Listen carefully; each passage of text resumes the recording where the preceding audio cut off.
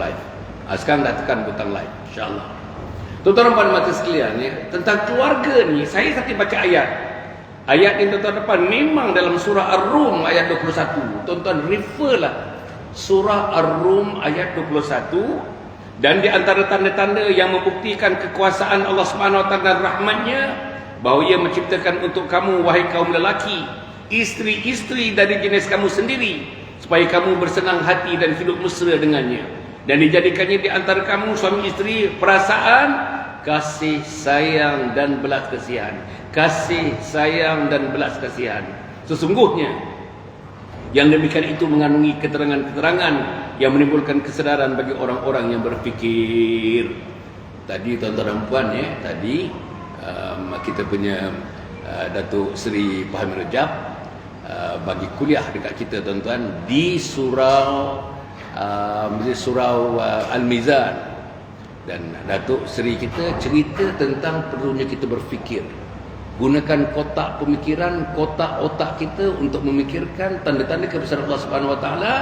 Tuan-tuan, dia memberikan tadi tentang kod dua orang daripada ahli saintis, pakar-pakar perubatan, namanya Boris Bokhel, dan seorang lagi siapa tadi doktor? Datuk Pismore, M-O-R-E. Macam mana tuan-tuan dan puan, dalam usaha mereka hal mengenai menjalankan tugas profesional mereka jumpa tanda-tanda kebesaran Allah Subhanahu Wa Taala. Masya-Allah, cantik apa yang diberikan oleh Datuk Seri Fahmin tadi di surau Al-Mizan bila beliau menyampaikan kuliah pada pagi tadi, insya-Allah. Saudara yang saya muliakan sekalian, ada 3 perkataan yang saya nak ambil daripada surah Ar-Rum ni. Pertama, perasaan kasih. Yang kedua, perasaan sayang. Yang ketiga ialah belas kasihan. Saya nak memulakan keluarga ni, tentang keluarga ni. Saya ada keluarga. Saya ada isteri, saya ada anak, 8 orang anak. 5 laki-laki dan 3 perempuan. Semuanya dah besar. Anak nombor 1 46 tahun, anak yang paling kecil pun sudah berumur 19 tahun, 18 tahun sekarang ni. Alhamdulillah. Maknanya tuan-tuan dan puan, bila saya cerita tentang keluarga ni, saya mampu bercerita tentang keluarga. Sebab saya ada keluarga. Saya mampu bercerita tentang isteri sebab saya ada isteri. Saya mampu cerita tentang diri saya sebagai suami sebab saya seorang suami. Saya mampu bercerita mengenai hubungan saya dengan mak dan ayah, adik-beradik saya, dan juga hubungan dengan mak mertua dan bapa mertua yang biasa kadang-kadang dalam keadaan tertentu hubungan itu tidak berapa cantik antara kita dengan mak mertua dengan bapa mertua. Tak berapa cantik hubungan kita dengan ipar-ipar. Ipar-ipar artinya sama ada abang atau adik, sebelah isteri atau sebelah suami. Itu ipar-ipar kita. Biasanya sama ada tuan-tuan manifested, sama ada dilihat, atau latent, sama ada tak dapat dilihat. Memang hubungannya kadang-kadang tuan-tuan pesam-pesam saja. Pesam-pesam saja. Begitu saja hubungannya antara kita dengan mak mertua, bapa mertua. Ada orang tuan-tuan, sahabat-sahabat saya pun tuan-tuan, hari raya tuan-tuan dah kahwin dekat-dekat 16 tahun. Hari raya hantar isteri ke rumah mak mertua, bapa mertua. Dia cari hotel di satu tempat lagi, tak tidur pun di rumah bapa mertua, mak mertua. Padahal rumah bapa mertua, mak mertua tu kosong dah, tak ada orang dah. Bilik ada 5 bilik, memang dah sedia untuk cucu dan anak-anak. Tapi oleh kerana hubungan tak baik dengan bapa mertua, mak mertua, hantar isteri pergi rumah bapa dia, hantar cucu pergi rumah datuk dia, tapi dia memilih untuk tinggal di hotel, bukan di rumah bapa mertua, mak mertua. Akhirnya hari raya tuan-tuan dan puan, isteri bersalam dengan mak, isteri bersalam dengan ayah, dia tuan-tuan dan puan pacu kereta bersalam dengan hanya steering kereta dia saja. Inilah yang berlaku, saudara-saudara. Dan saya yakin ini mungkin cerita-cerita yang saudara-saudara mungkin tak fikir berlaku, memang berlaku. Bahkan lebih teruk, saya ada data lebih hodoh daripada itu. Lebih hodoh daripada itu yang saya tidak fikir untuk membincangkan bersama dengan saudara pada malam yang berbahagia ini. Tapi apapun, keluarga ni tuan-tuan is the smallest unit of human society. It's the smallest unit of human community. Keluarga ni kecil. Kalau keluarga baik, masyarakat baik. Kalau keluarga baik, organisasi baik. Kalau keluarga baik, negeri baik. Kalau keluarga baik, negara baik. Kalau keluarga baik, umat Muhammad, refer kepada umat Muhammad pun akan menjadi baik. Keluarga. Apa masalah besarnya? Tuan-tuan kalau tengok saya punya Facebook sejak 2 tahun yang lalu, boleh dikatakan 80% daripada Facebook saya cerita tentang keluarga. Saya ada guest, saya ada tetamu-tetamu, profesor-profesor, doktor-doktor, ustaz-ustaz, ustazah-ustazah. Saya jemput 2 orang, 3 orang kadang-kadang dalam panel saya, tuan-tuan dan puan, setiap malam untuk membincangkan hal keluarga ni. Boleh pergi kepada tuan-tuan FB page Datuk Dr. Hassan bin Muhammad Ali. Pergi pada Facebook saya. Saudara-saudara, satu yang besar sekali ialah yang kita nampak, yang diberitahu kepada saya ialah ketua keluarga. Siapa ketua keluarga? Hassan Ali ketua keluarga. Hassan Ali tidak menjalankan tugasnya sebagai ketua dalam keluarga. Maknanya, I don't assume my leadership responsibility, my leadership tuan-tuan, accountability kepada keluarga saya, yang dalamnya kita ambil keluarga, unit keluarga yang kecil, namanya nuclear family. Nuclear family ni keluarga asas. Lawan nuclear family lah extended family, that is keluarga besar. I'm not talking about keluarga besar, saya talking about keluarga asas. Who are the members keluarga asas? Keluarga asas ialah ayah, ibu dan anak. Itu keluarga asas. Yang saya bincang keluarga asas. Dekat sini saya fikir tuan-tuan dan puan, kebanyakan yang diam di 4 blok ini, kebanyakannya keluarga asas. Saya average anak-anak yang dekat sini antara 3-4 orang saja. Itu average. Dan umur average yang tinggal di sini dalam 45 tahun. Saya fikir itulah umur average. Ada yang paling tua agaknya 65 tahun, yang paling muda agaknya ada 29 tahun dekat sini. Jadi average-nya dalam 45 tahun. Saudara-saudara, bila 45 tahun, pastinya sudah kahwin sekurang-kurangnya 15 tahun. Sudah kahwin sekurang-kurangnya 15 tahun, kalau kahwin berumur 30 tahun. Tapi saya yakin kebanyakannya kahwin lebih awal daripada itu, umur 25 tahun. Maknanya sudah berkahwin 20 tahun. Bila dah kahwin 20 tahun, saya yakin anak-anaknya kebanyakannya ada 3, ada 4, ada 5. Seramai-ramai kat sini pun agaknya 6 orang lah. Ada 10 orang kat sini anak? Tak ada? Ada. Sahabat-sahabat kita yang 10 orang anak? Tuan Imam ada? Ada yang 10 orang anak? Tak ada kan? Tak ada. Biasanya antara 4 ke 5, 3 ke 4 lah. 3 ke 4, macam itu 4 ke 5. Saudara-saudara, saya nak cerita ya. Kalau dah ada anak 3 atau 4 orang, dan tengok muka saudara-saudara ni macam muka saya agaknya, umur saudara ni agaknya jauh lebih muda daripada saya. Saudara ada anak umur sekolah rendah, ada anak umur sekolah menengah, dan sebagian daripada saudara ada anak-anak umur yang sudah post secondary, maksudnya university, college dan sebagainya. Atau anak-anak yang sudah bekerja dan membantu saudara hasil daripada kerja yang mereka jalankan, insya-Allah. Itu saya fikir begitulah. Saudara-saudara, tetapi masalah-masalah besar yang hadapi, saya nak balik tadi. Masalah nombor 1 ialah bapak-bapak yang ada dekat sini. Bukan ibu, bapak-bapak yang dekat sini. Bapak-bapak yang tak datang, bapak-bapak yang tak turun ini, bapak-bapak itu tidak menjalankan tugas sebagai ketua dalam unit-unit keluarga masing-masing. Tuan-tuan, apa dia tugas bapa? Yang pertama, tuan-tuan dan puan, saya dah sebut malam tadi masa saya bagi kuliah maghrib di Masjid Al-Mizan. Apa dia tugas bapa? Yang pertama, tugas bapa ialah menentukan arah tuju kepada keluarga itu. Saya nak tanya saudara, saudara jawab dalam diri saja. Berapa orang yang sudah meletakkan arah tuju keluarga, dah bagi tahu kepada isteri, dah bagi tahu pada anak, dah bagi tahu pada isteri dan anak-anak dalam satu pertemuan, mungkin sebulan sekali diingatkan, mungkin 6 bulan sekali diingatkan, mungkin setahun sekali diingatkan bahawa ini adalah arah tuju keluarga kita. Tuan-tuan tak payah jawab, tak payah angkat tangan. Jawab sendiri saja. Ada tak tuan-tuan buat sebagai ketua keluarga? No, I'm not including you. You are not included. Apa ni, puan-puan ini yang laki-laki yang di depan saya ni. Ada tak kita menyampaikan hasrat kita untuk menyatakan keluarga yang kita bina ini tujuannya apa, arah tujunya apa? Kalau tak ada, setengah daripada saudara dah kahwin dalam 16-17 tahun, anak dah berumur 15 tahun, tak tahu arah tuju. Pergi sekolah, balik sekolah tak tahu. Pergi kerja, balik kerja tak tahu. Isteri yang tak bekerja duduk rumah, berkemas rumah, masak, cuci pakaian, tuan-tuan dan puan, layan suami, layan anak, sediakan rumah dan sebagainya, sediakan persediaan untuk makan, persediaan untuk tidur malam dan sebagainya. Dengan tak tahu apa arah tujunya. Ya Allah, tuan-tuan, coba bayangkan. Bila tak tahu arah tuju ni tuan-tuan, macam juga makhluk-makhluk yang lain yang tak tahu arah tujunya. Tuan-tuan, haiwan tak ada arah tuju tuan-tuan. Ayam jantan keluar daripada reban, apa dia buat? Dia buru ayam betina. Dari satu ayam betina ke satu ayam betina, makan, dah petang, malam, masuk reban. Tak payah disuruh masuk reban balik. Kalau begitulah ceritanya ayam, begitulah ceritanya kita. Bangun pagi, pergi kerja, balik kerja pukul 6, isteri masak, makan, tengok TV, tidur. Besok bangun lagi pagi, pergi kerja.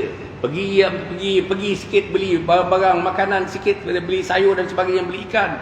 Isteri masak, tengok TV, makan, tengok TV. Besok pergi kerja. Begitu saja. Sampailah pension umur 60 tahun. Saudara, sayanglah keluarga ini. Tak maaf. Sayanglah. Memang betul. Keluarga ini boleh hidup, betul boleh hidup. Keluarga ini boleh berfungsi, betul boleh berfungsi. Keluarga ini boleh melahirkan anak-anak, betul melahirkan anak-anak.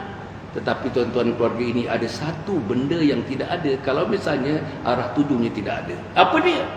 Keluarga ini menjadi keluarga yang terumbang-ambing. Cantik ke benda yang terumbang-ambing? Neither here nor there. Terumbang-ambing. Kalau kawan kata pukul maghrib jom kita pergi makan, ajak anak-anak makan, anak teman-teman makan, kita pun pergi makan. Maghrib ni, hayya ala salah.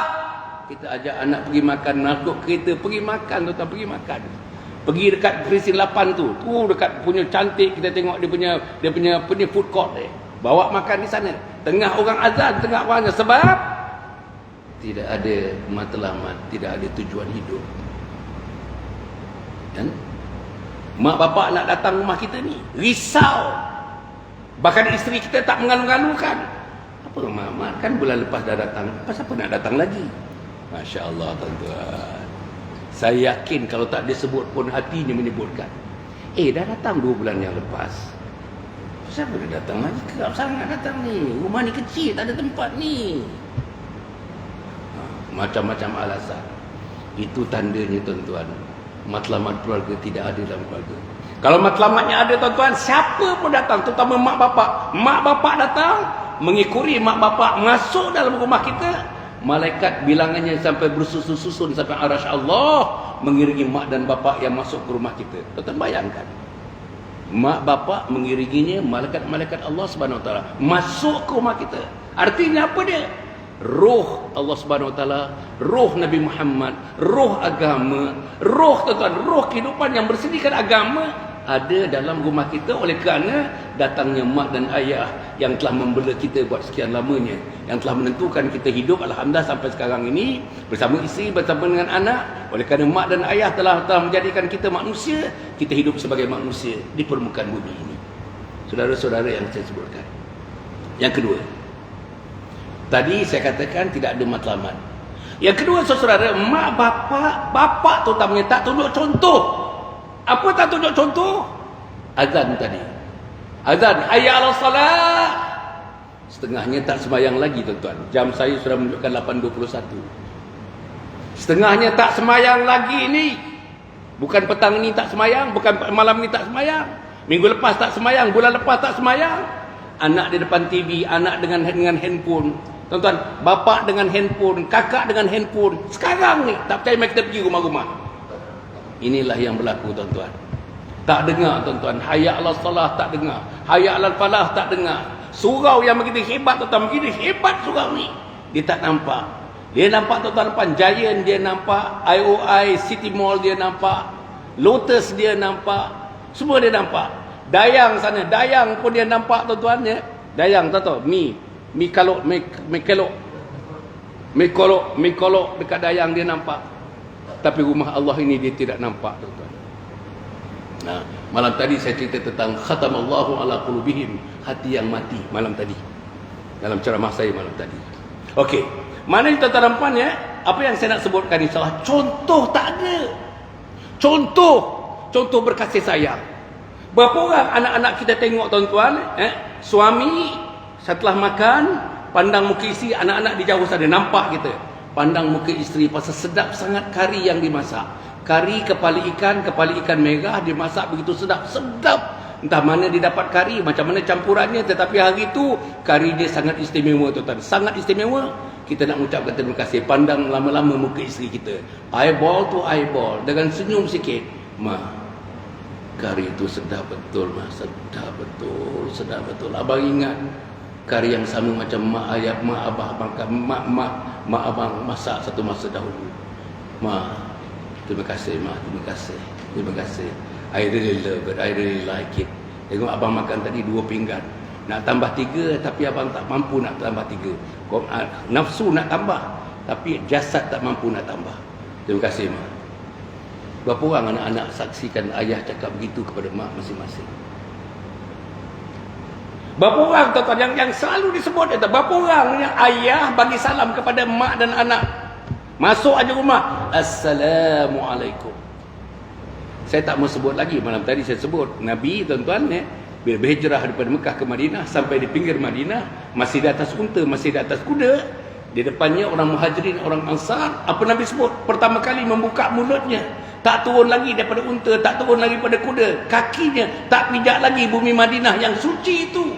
Daripada atas untanya Nabi menyebutkan, Ayuhan nas, abshus salam, wa at'imut ta'am, wasilul arham, wa sallu bil laili wan nasu niyam, tadkhulul jannata bisalam. Apa dia tuan-tuan? Yang pertama, wahai orang-orang Muhajirin, orang Ansar, abshus salam, sebarkan salam, sebarkan salam, sebarkan salam. Bahasa salam, bahasa syurga.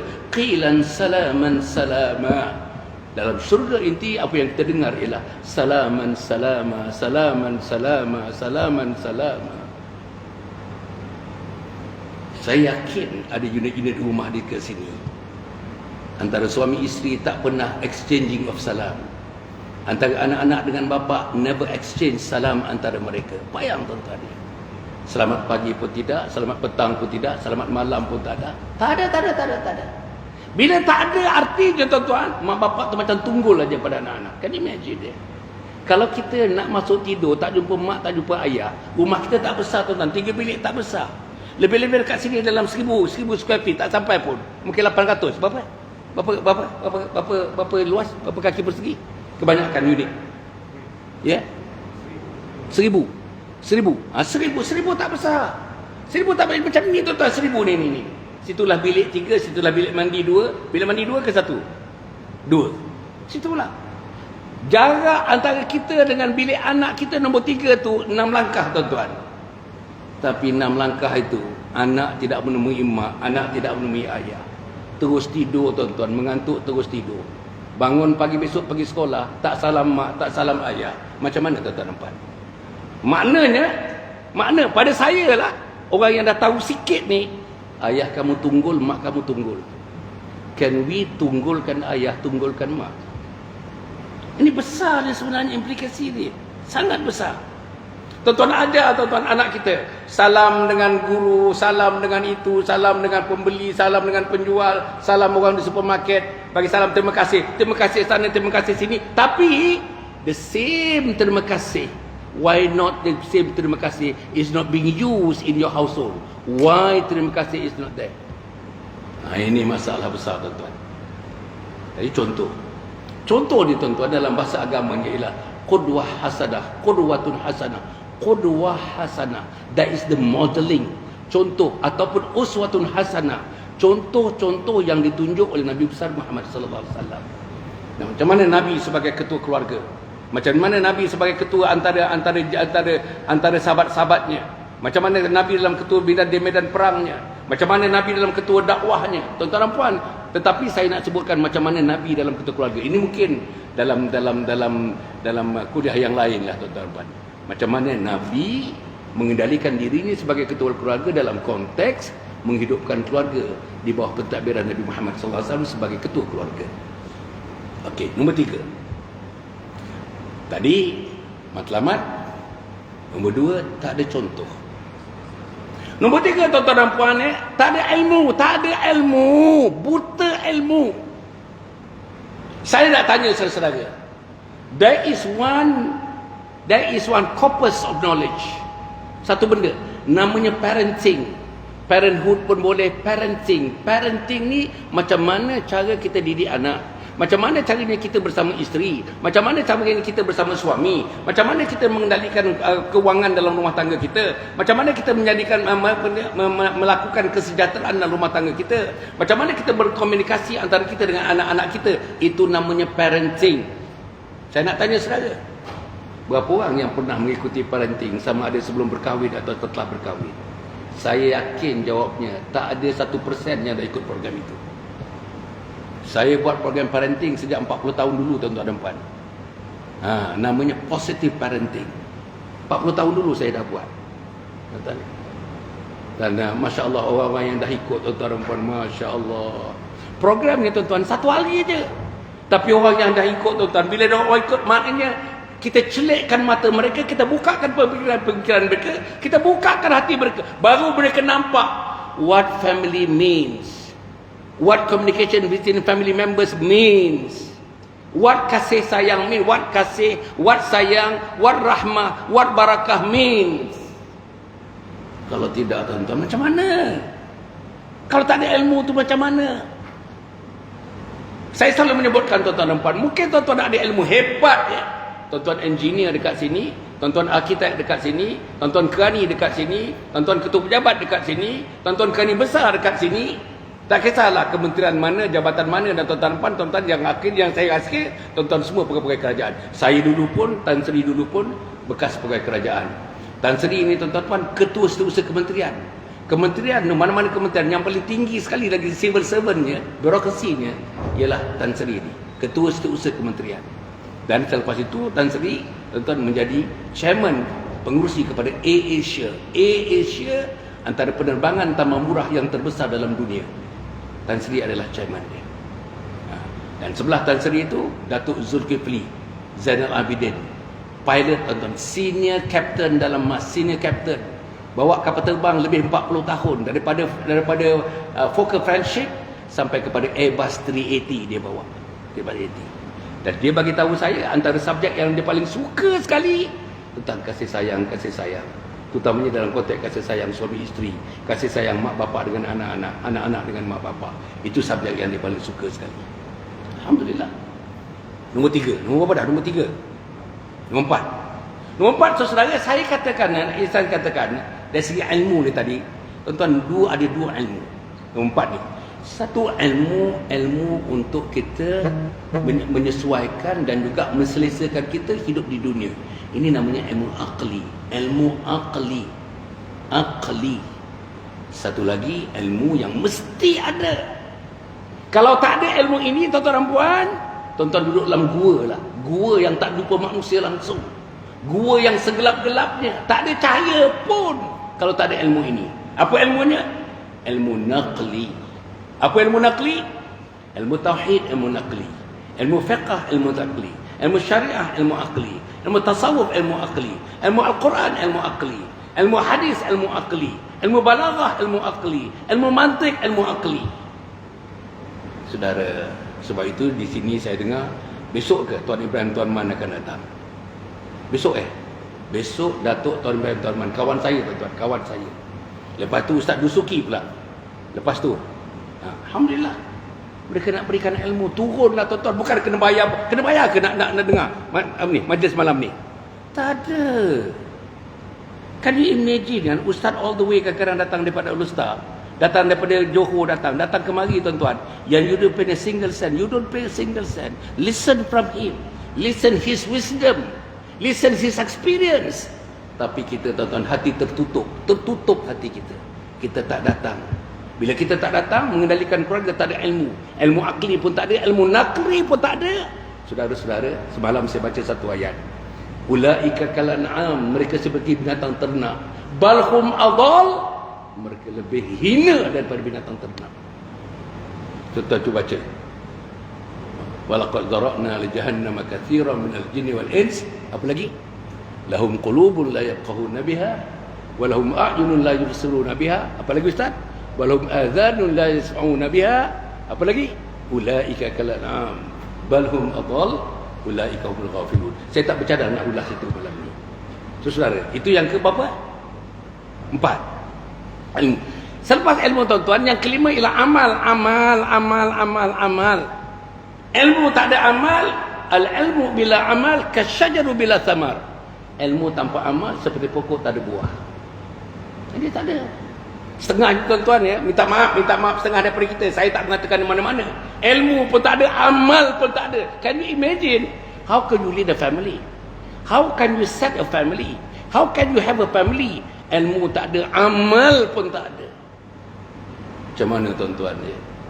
Ilmu tak ada, amal pun tak ada. Macam mana? Ilmu semayang pun tak ada, amal semayang pun tak ada. Ilmu Quran pun tak ada, amalan Quran pun tak ada. Ilmu hadis pun tak ada, amalan hadis pun tak ada. Ilmu sunnah pun tak ada, amalan sunnah pun tak ada. Ilmu hikayah sahabah pun tak ada, amalan sahabat pun tak ada. Allah tuan-tuan. Ilmu dakwah pun tak ada, amalan dakwah pun tak ada. La ilaha illallah, ya Allah, ya Allah. Saudara, minta maaf lah saya tadi. Saya minta maaf lah. Tapi saya boleh katakan spiritually, emotionally, you cannot exist, you cannot survive without both knowledge. In particular, ilmu naqli. Technically, you cannot survive. Spiritually, you cannot survive. So, saudara, yang berapa sekarang? Yang keenam. Yang keenam. Saudara-saudara, yang keenam dalam keluarga ni, tugas kita, tugas sebagai bapa ni, tugas sebagai bapa. 8.34. Saya berhenti 8.45. Ya. Tugas sebagai bapa tuan-tuan, yang keenam ya, yang keenam, tugas leadership quality, leadership responsibility of a parents, of mother, father, especially the father. Tugas dia. Yang keenam tadi, tugasnya tidak lain dan tidak bukan tuan-tuan, insya-Allah ya. Saya harap ya, kita mesti menjalin hubungan mesra antara intra-family and inter-family. Intra maknanya antara kita dengan anak-anak, antara suami dengan isteri. Itu namanya intra. Inter namanya within family, antara satu family dengan family. Saudara, kita mesti menjalin hubungan. Kita adalah social being. Tuan-tuan adalah manusia sosial. Tuan-tuan adalah makhluk sosial. Perempuan adalah makhluk sosial. Masuk sosial, we got to set ourselves. We got to present ourselves as a man who is socially inclined, who has got a social obligation untuk kita tunaikan bersama dengan isteri, bersama dengan suami dan anak-anak kita. Maknanya tuan-tuan dan puan, maknanya kita adalah manusia sosial, kita berinteraksi. Interaksi dengan suami isteri, saya harap lepas ini tuan-tuan dan puan, saya nak sebut ada 3 jenis interaksi. Pertama, interaksi dalaman ni, dalam hati kita. Kita kena ikhlas dengan isteri, jujur dengan isteri, ikhlas dan jujur dengan suami, ikhlas dengan suami. Wanita salihah itu ialah wanita yang menjaga hak-hak suaminya. Bila suaminya tidak ada di rumah, mereka menjaga hak-hak suaminya hingga suaminya balik. Inilah dia wanita ahli syurga. Jaga hak tuan-tuan, jaga hak. Itu isteri, jaga hak suami. Suami pula tuan-tuan menjaga hak. Suami adalah dianggap sebagai ketua keluarga, dan di akhirat nanti segala-galanya. Anak yang perempuan yang belum kahwin, tuan-tuan, akan ditanyakan laku perbuatan termasuk ibadatnya kepada ayah dia. Hal mengenai isteri, semayang tak semayang, isteri kita tutup aurat tak tutup aurat, isteri kita tuan-tuan dan puan mengamal sebagai wanita salihah atau tidak wanita salihah, akan diletakkan ke pundak suaminya, dan suaminya akan ditanya kalau isteri itu tidak berlaku yang sedemikian. Saudara-saudara, macam mana kita? Macam tuan-tuan beri pakaian kepada dia, okey. Tuan-tuan bagi makanan kepada dia, okey. Tuan-tuan bagi monthly RM1,000 allowance kepada isteri kita, okey. Tuan-tuan bagi apa lagi? Semuanya okey. Tetapi kalau tuan-tuan tidak bagi kebesaran Allah kepada isteri kita, tak bagi agama kepada isteri kita, tuan-tuan kita tak bagi, tuan-tuan, kita tak bagi sejuknya mata kita memandang isteri. Kerana apa sejuk? Rabbana hablana min azwajina wa dhurriyyatina qurrata a'yun. Qurrata a'yun, menyejuk mata. Anggota keluarga yang kita pandang menyejukkan mata, isteri yang kita pandang menyejukkan mata, suami yang kita pandang menyejukkan mata, anak yang kita pandang menyejukkan mata. Apa arti menyejukkan mata? Arti menyejukkan mata ialah suami, isteri dan anak-anak mengendalikan kehidupan mereka, mereka taat kepada Allah, mereka taat kepada Rasul, taat kepada suami, taat kepada pimpinan dalam keluarga, taat kepada ayah bonda mereka, dan hubungan mereka sentiasa terjalin dengan kasih sayang, rahmah atau rahmah. kasih, sayang, mawaddah warahmah, sakinah. Mawaddah warahmah, sakinah. Yang ke apa sekarang? Yang ketujuh. Yang ketujuh ke Ustaz? Yang ke apa? Yang ketujuh. Yang ketujuh tuan-tuan dan puan, insya-Allah ya.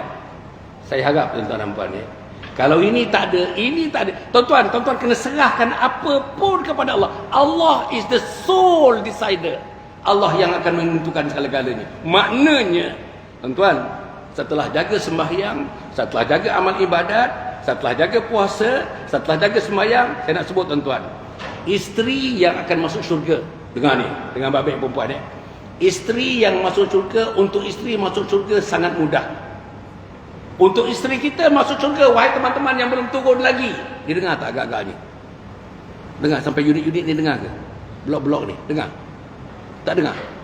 Wahai teman-teman yang belum turun lagi, suami isteri, terutamanya isteri dan suami yang belum turun, mari kita, sebab saya nak cerita tuan-tuan, siapa dia isteri yang termasuk sebagai ahli syurga, yang akan menjadi bidadari-bidadari syurga, setengahnya menjadi ketua bidadari syurga. Dia ada 4 sifat dia. Isteri yang jaga solat, isteri yang jaga puasa, isteri yang jaga kehormatan, dan isteri yang taat kepada suami. Di akhirat nanti tuan-tuan, apa isteri ni buat?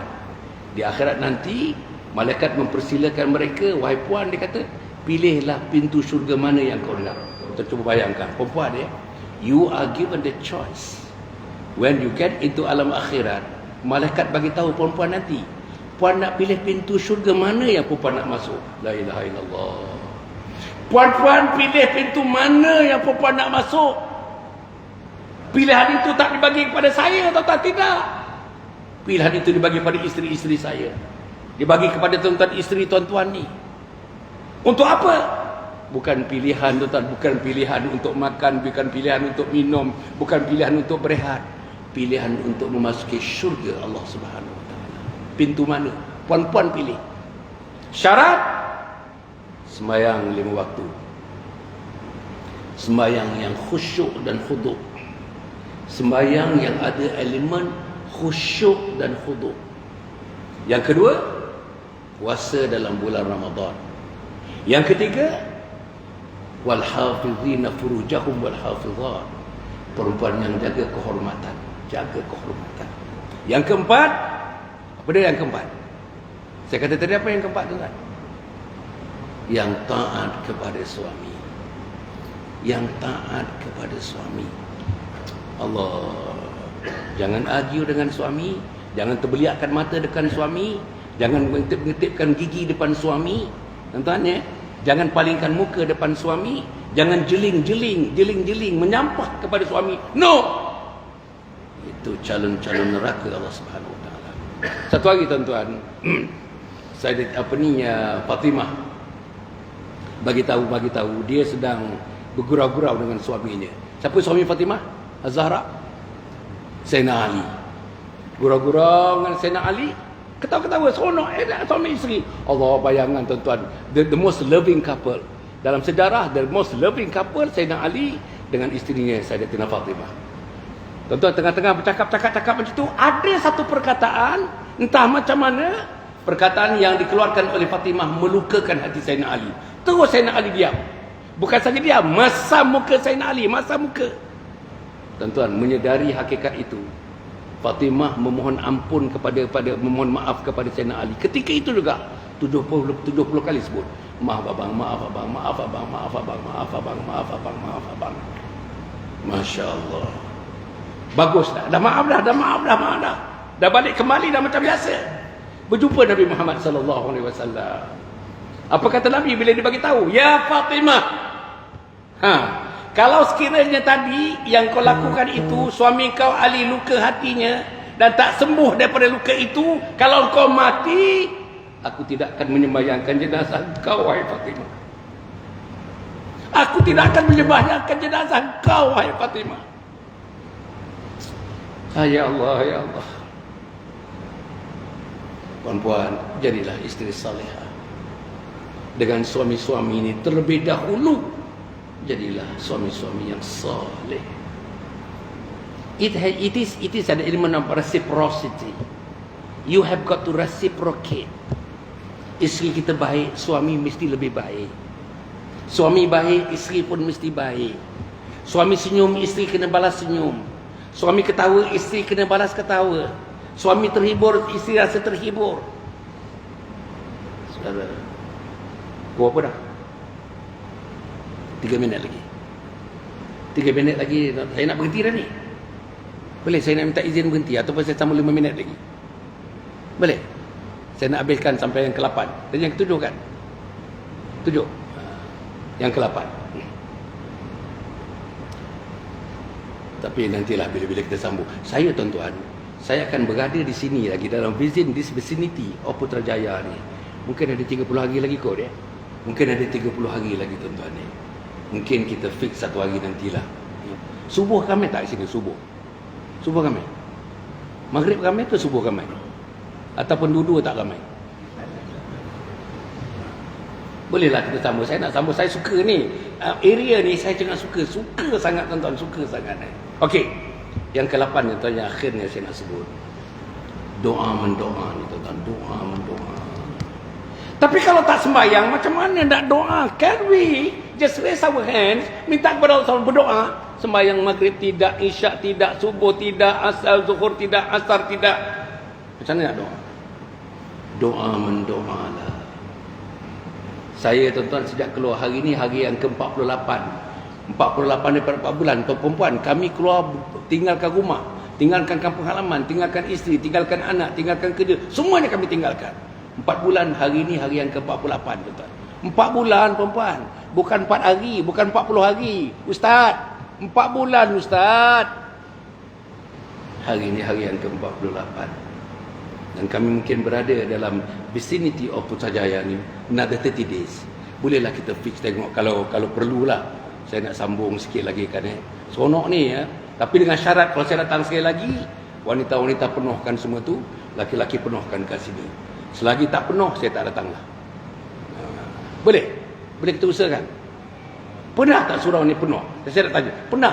Selain daripada Hari Raya Aidilfitri, Hari Raya Adha, pernah tak surau ni penuh? Ustaz? Pernah? Tak ada? Oh, tak ada. Besoklah saya datang, besok penuh lah, insyaAllah. Okey. Baik. Kalau Ustaz Dusuki pun datang, orang tak turun. Tuan Ibrahim, Tuan Man, tak turun. Malaikat mana yang nak datang kena turun, tuan-tuan. Inilah yang kita kena fikir, insyaAllah. Akhirnya yang ke-8. Saya kata tidak, saya dah sebut dah, doa mendoa kan? Yang ke-8 kan? Yang ke-8 doa mendoa.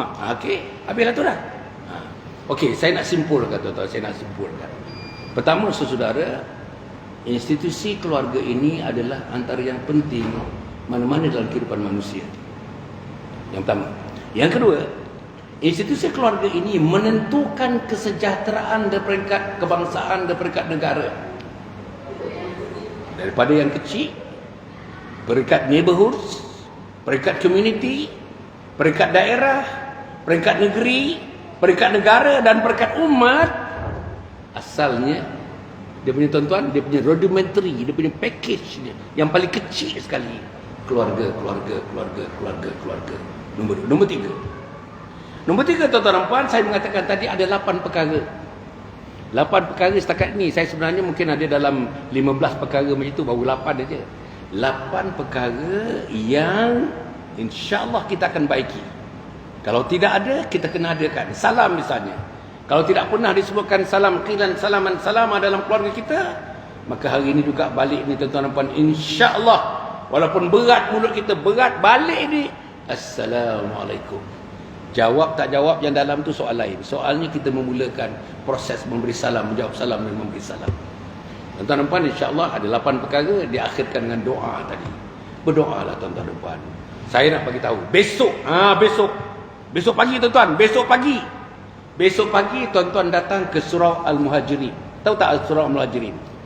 Precinct 9. Puan-puan boleh datang Surau Al-Muhajirin Precinct 9. Besok datang di sana pukul 4.15 pagi. Kita buat besok tuan-tuan apa ni? Sembahyang tasbih. Kita buat sembahyang taubat. Kita buat sembahyang witir. Saya akan munajat. Dan bersama-sama tuan-tuan ikut saya ni, ikut sama-sama. Ramai-ramai besok tuan-tuan ya. Kita buat tuan, antara sembahyang tu saya akan zikir. Tuan ikut sama-sama. La ilaha illallah, la ilaha illallah, la ilaha illallah, Nabi Muhammad ya Rasulullah, ya dzal jalali wal ikram, ya dzal jalali wal ikram, ya dzal jalali wal ikram, amitna ala dinil Islam. Pukul 4:30 pagi besok tuan, berkumandang di surau Al-Muhajirin. Sembahyang tasbih ni, Nabi mengajar sahabat, ada satu sembahyang kamu mesti buat, kalau boleh setiap malam sekali. Tak boleh sembahyang setiap malam sekali, apa dia ustaz? Seminggu sekali. Tak boleh seminggu sekali, apa dia ustaz? Sebulan sekali. Tak boleh sebulan sekali, apa dia ustaz? Setahun sekali. Tak boleh setahun sekali, apa tuan-tuan? Seumur hidup sekali. Besok pagi 4:30 tepat 4:30 usolli sunnat tasbih raka'ataini imaman. Saya jadi imaman lillahi ta'ala. Saya sembahyang sunat tasbih 2 rakaat ikut imam kerana Allah. Menyebut tasbih subhanallah walhamdulillah wala ilaha illallah wallahu akbar. 2 rakaat yang pertama 150 kali tasbih, 2 rakaat yang kedua 150 kali tasbih. Datanglah besok tuan-tuan, datanglah besok. Mana tahu kita mati, tuan-tuan tak buat lagi sembahyang tasbih. Mana tahu kita sakit, tak mampu nak bangun dah, pergi bilik air pun tak boleh, tuan-tuan tak buat lagi sembahyang tasbih. Bagi tahu, goncang suami, bang, Dr. Hasan kata besok pukul 4:15, tepat 4:15 kita kena ada di surau Al-Muhajirin. Surau Al-Muhajirin dengan tempat ni rasanya tu 2 minit saja. Betul? Jadi insya-Allah besok tuan-tuan kena ikut. Memanglah tak mau, memang tak mau. Memang tanyakan isteri, tak mau. Tanyakan anak, tak mau. Tapi sebagai ketua keluarga, ingat tak, ketua keluarga, kita mahukan juga. Sebab itu suruhan daripada Nabi Muhammad SAW dan berkaitan dengan kehendak Allah Subhanahu Wa Taala terhadap kita. Jadi yang kedua, sembahyang taubat. Kan banyak dosa tuan-tuan. Besok kita nak munajat. Saya akan munajat 20 minit besok tuan-tuan. Besok pagi insya-Allah. Saya jemput, saya panjangkan jemputan ini. Tuan-tuan cuba pakai WhatsApp group, sebarkan kepada teman-teman kita dekat sini. Besok 4:15 pagi tepat beradalah kita semua di surau Al-Muhajirin, precinct 9 ya, di Putrajaya insya-Allah. Besok pagi. Selepas tu saya akan bagikan kuliah subuh. Kuliah subuh saya pendek besok, tak lebih daripada setengah jam. Itu kuliah subuh saya besok insya-Allah. Mungkin kuliah subuh saya nak sambung yang ini ni.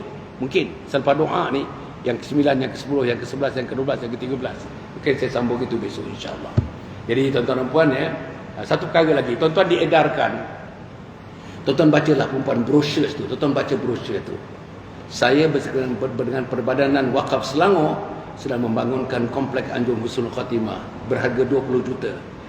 Dananya dapat daripada wakaf, zakat, infak, sedekah, fidyah, amal jariah dan fi sabilillah.